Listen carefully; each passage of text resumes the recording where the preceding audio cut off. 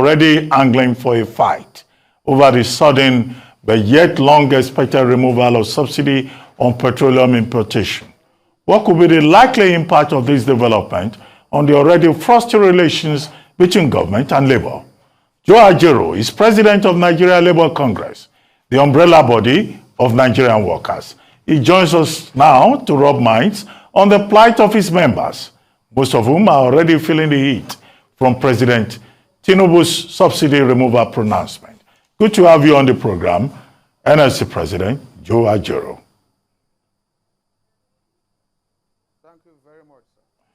Well, very quickly, you must have listened to Dr. Fawibe, who is an expert, oil and gas expert, more than 50 years experience, a major player in the industry. And he has provided us with a justification of subsidy removal, as government has also done.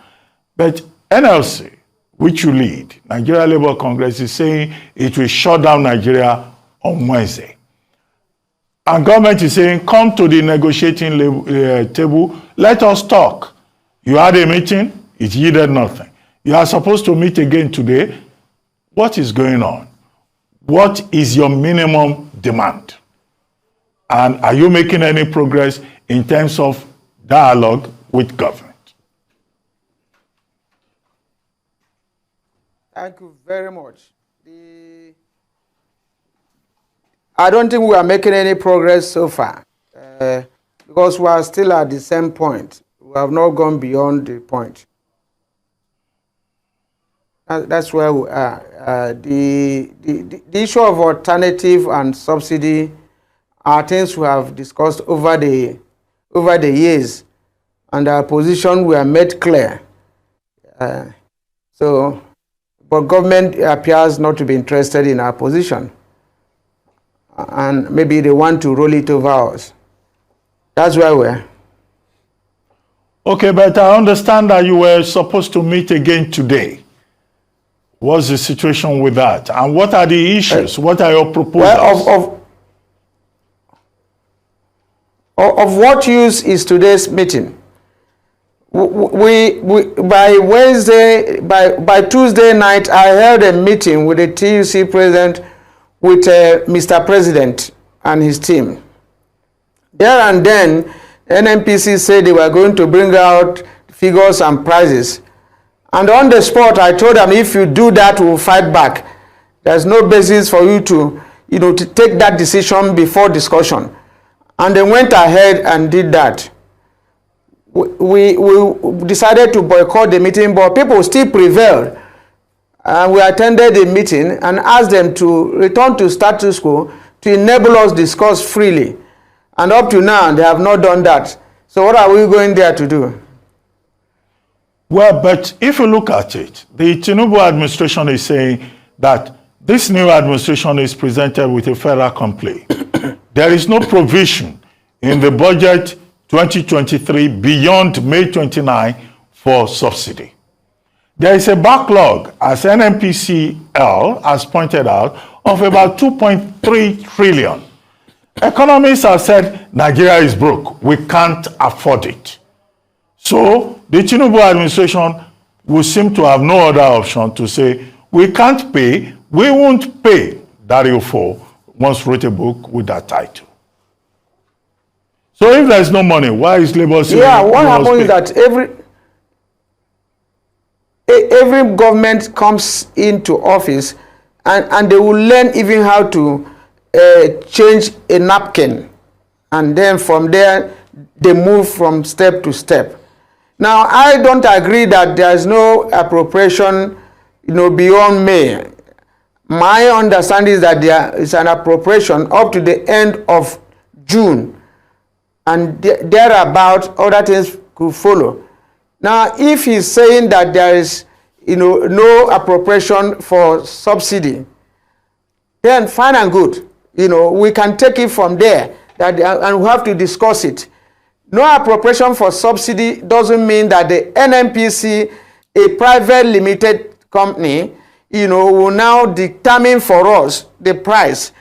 If they say they have removed subsidy and it should be subject to market forces, then it shouldn't be for NNPC to dictate prices. They don't have such powers, and there is no provision that their board, as a limited liability company, ever met and took such resolution. Such dictates are not acceptable to the labor movement. I think we know beyond that. Now, he equally needs to tell us the subsidy they have paid, who and who were paid the subsidy, what and what did they use it for.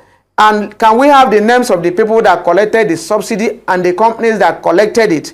And so that we can sit down. We have agreed on some alternatives before now. Why are those alternatives not working? Well, President AJAERO, the NNPCL Group Managing Director is on record as having said that, look, NNPC monopoly is not convenient for them. The government has said they will get the refineries to work.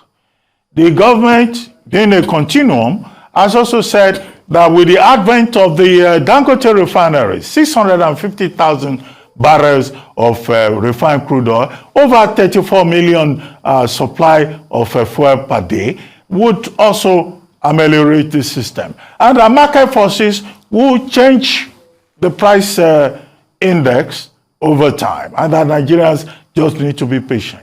Why is Labour not persuaded by these factual arguments as they put it? Does market forces mean monopoly in a sector? How can there be market forces if Dangote is the only person producing?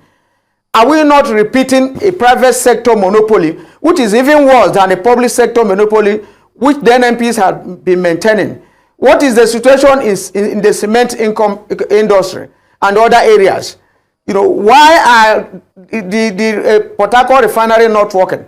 Why is Warri refinery not working? Why is Kaduna refinery not working? Unless there are other players in the sector, we can't be talking of market forces. We can't be talking of competition in the sector. You can't have a single market participant in a sector, and we are talking of market forces. It doesn't go that way. Between now and December, if key is not taken, if it's only Dangote that is producing, a liter will be selling for over 1,000 naira per liter. So the argument doesn't make sense before us. Okay, NLC President, you have already issued a statement under the auspices of the organized labor, NLC, but it doesn't look like there is unity even within organized labor. There are groups that are saying this is a good development and that they support it. So do you think that your strike, as proposed, will still go on with discordant voices within organized labor? Well, there is no discordant voice within organized labor. If there is any, let me know. We have 36 state councils of the NLC. We have 54 affiliate unions that met on Friday. No dissenting voice. And we took a decision on this action. And every union has issued strike directives to their members. And the strike is on. For the newspapers that are saying there is a division, let them say where the division is having. The NLC does not operate northern branch, eastern branch, western branch. So where is the discordant voice coming from? Let them wait till Wednesday for them to know. No, but the federal government is saying that, look, we don't need to have this crisis because adequate supply will be ensured. And if there is adequate supply, there will be differentiation in terms of, pump prices across the country. And that will just be a clear evidence of market forces determining. You buy where you can afford. And this will check smuggling. Well, until there is competition, sir, what they are saying doesn't work. Part of our agreement in 2021 is the issue of the compressed natural gas as an alternative. And that one, even the then Minister of State Petroleum, Silva, now say that it's going to cost 90 naira per liter. And everybody was impressed. The CBN was supposed to have, if not, they have not released 250 billion naira for conversion of vehicles and power stations. Ipman, the owners of these filling stations, have donated their filling stations for the conversion to take place. And as at now, over 10,000 cars were converted in Benin alone. And we're expecting them to do this conversion for us to have alternative. If you have alternative to PMS, now why are we talking of the labor movement cannot tell you to remove or not remove subsidy? Then we have alternative. In a situation, in a sector, you have only one product and there's no alternative, and you are compelling everybody to buy at high rate. It doesn't make any sense, and we will not succumb to it. So between now and the next 1 month or 2 months, if this government is serious, we can get conversion. And in your own car, you have provision, a tank for CNG, you have a provision for PMS. Anyone you want to switch over to it. And this is common. What is difficult for it than forcing everybody to buy a dictated price? Okay, President of NLC, Joe AJAERO, 2 quick things. Beyond all these issues, are you making any other efforts to engage with the government? Because there are many ways to engage to government, to reach out to government. And then I've also seen a story saying even the Nigerian Union of Journalists, your main original constituency before you joined Labour, is saying journalists you down tools. Are you suggesting that I should not appear on the screen on Wednesday? Because that would be a tough deal. Because I will come here to talk and do my job. I hope you get what I mean. Thank you very much, sir. If you watch, the journalists are worst hit, sir. That's your constituency, that's my constituency. They cover so many kilometers per day, whether with their own private vehicles or with public transport. You can hardly fill a tank now with about 40,000, 30,000. And this is biting on everybody. And like I said earlier, there can be abortion before pregnancy. If we are talking of cushioning effect, talking with government, how do we solve this problem? It can be after announcing price. And that was why in the discussion with NNPC, we say, let us talk first. And they say, no, we have to do this. And when they do it, they are telling us that the palliative they are providing, that they are going to provide 5,000 for 50 million Nigerians. And it's a one-off thing. So why are you going to give a Nigerian 5,000, that he will spend one night over in his I pass my neighbor? And the Bureau of Statistics have stated that over 133 million Nigerians are multidimensionally poor. And then you are talking of 50 million Nigerians.